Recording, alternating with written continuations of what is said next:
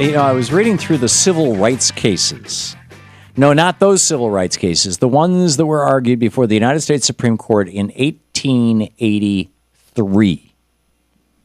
In 1883, oops, wrong mouse. In 1883, there were a series of cases brought before the U.S. Supreme Court, and those cases included U.S. versus Michael Ryan, Richard A. Robinson and wife versus the Memphis and Charleston Railroad Company.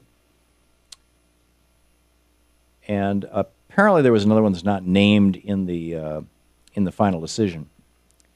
And while Justice Harlan wrote a dissent in which he said, striking these were civil rights laws that were passed after the Civil War to guarantee that people had the right to participate in commerce and the right to vote.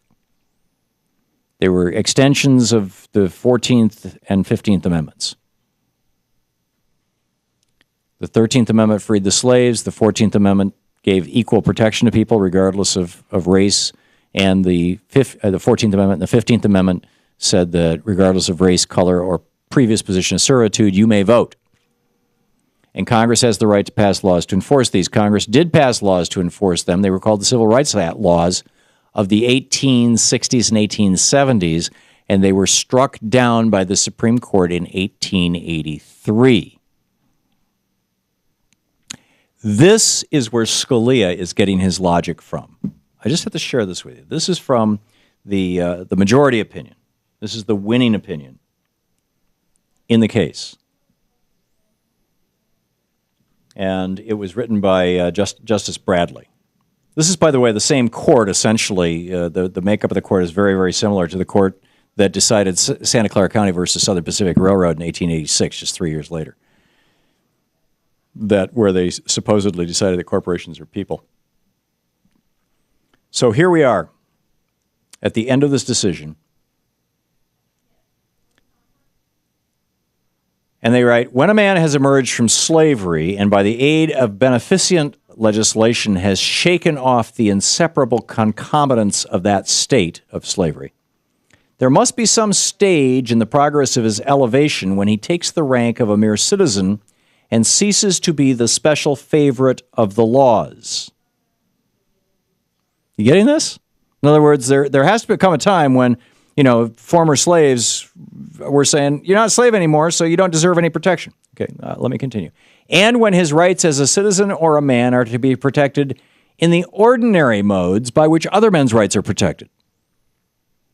There were thousands of free colored people in this country before the abolition of slavery enjoying all the essential rights of life, liberty, and property, the same as white citizens.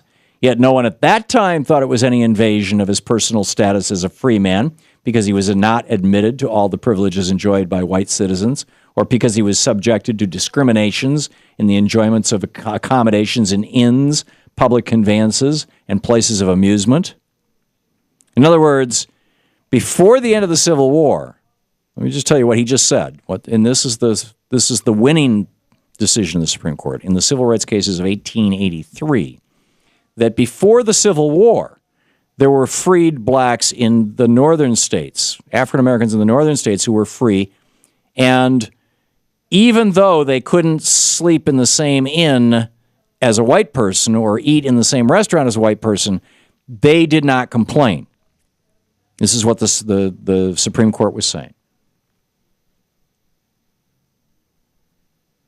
Mere discrimination on account of race or color were not regarded as badges of slavery. If since that time, since the Civil War, if since that time the enjoyment of equal rights in all these respects has become established by constitutional enactment, it is not by force of the 13th Amendment, which merely abolishes slavery, but by force of the 13th and the 15th Amendments.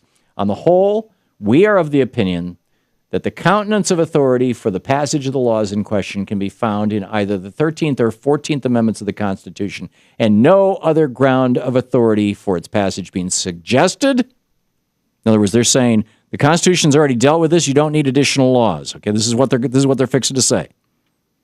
You don't need civil rights laws because the 13th, 14th, and 15th Amendments are there. Let me start over again with this paragraph.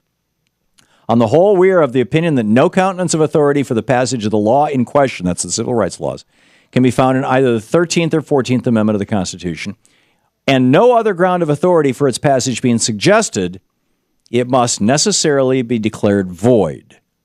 This is the Civil Rights Act. It must necessarily be declared void, at least so far as his operation in the several states is concerned.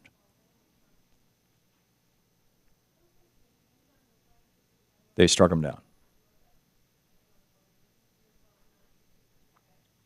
And the very last paragraph, this conclusion disposes of the cases now under consideration. In the cases of the United States versus Michael Ryan, Richardson versus and Robertson, A. Robertson and Wife versus the Memphis and Charleston Railroad Company, the judgments must be affirmed. In the other cases, the answer to be given will be that the first and second sections of the Act of Congress of March 1st, 1875, this is the Civil Rights Act of 1875, entitled An Act to Protect All Citizens in Their Civil and Legal Rights, are unconstitutional and void, and the judgment should be rendered upon the several indictments in these cases, and accordingly it is so ordered. So that was how the Supreme Court struck down in 1883 the Civil Rights Act of 1875 by saying, hey, time has to come. Let me just read that again, because this is exactly what Scalia was saying yesterday. There must be some stage in the progress of his elevation, his being the former slaves, when he takes the rank of a mere citizen and ceases to be the special favorite of the laws, and when his rights as a citizen or a man are to be protected in the ordinary modes by which other men's rights are protected. In other words, special protection? You don't need special protection. The ordinary law will work just fine for you.